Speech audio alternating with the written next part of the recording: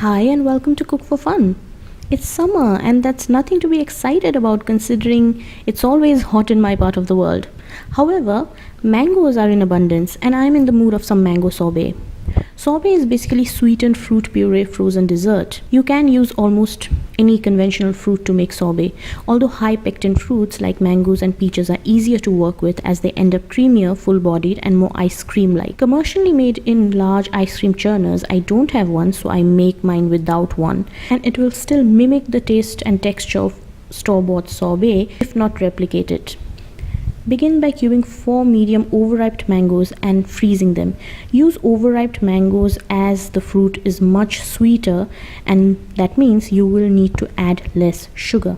It's also more flavorful and the texture of overripe fruit is creamier than ripe or underripe ones. Place your frozen mango cubes in a blender and blend until very smooth. Some mango varieties have fibrous strands in them. If you are using one of those kinds, it's a good idea to pass your puree through a sieve. You will get approximately 2 cups of fruit puree.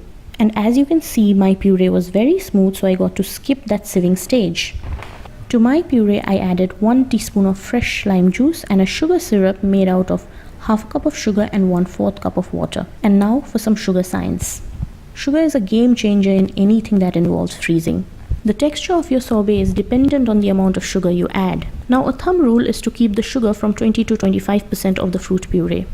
This is what pastry chefs use and is known as the master ratio. Add too little and you have mango flavored ice. Add too much and your sorbet will never freeze and what you'll have is slush. I have 2 cups of puree, so I added half a cup of sugar, which is 25%. And from my personal experience, I have gained the knowledge that in a mango sorbet, the amount of water in the sugar syrup should be half that of the sugar. Taste your sorbet and depending on the fruit, you may need to make adjustments. Mine was lacking a little acidity, so I added a little more lime juice. Now I'm going to add a teaspoon of brandy. This is not for flavor or taste, it's technical. Alcohol lowers the freezing point of anything it's added to, meaning that your sorbet will be scoopable and not freeze as hard as ice. This is purely optional, as in the end of this video your sorbet will be soft serve nevertheless. This step is recommended only if you intend to store your sorbet for a longer period or skip that last step I'm going to show you.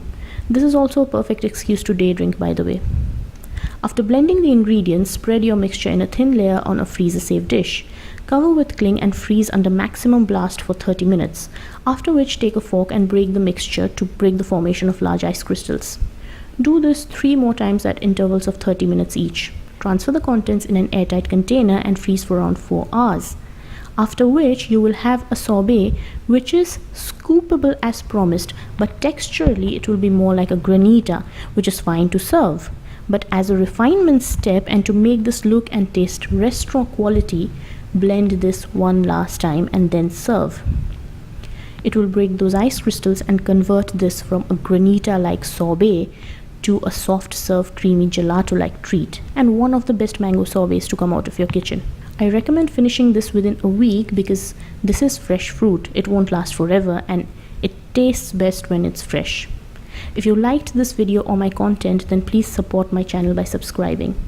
You can also check out my blog in case you prefer to read recipes rather than watch them. And no, I am not saying this so that I can get you to visit my blog and I can make money.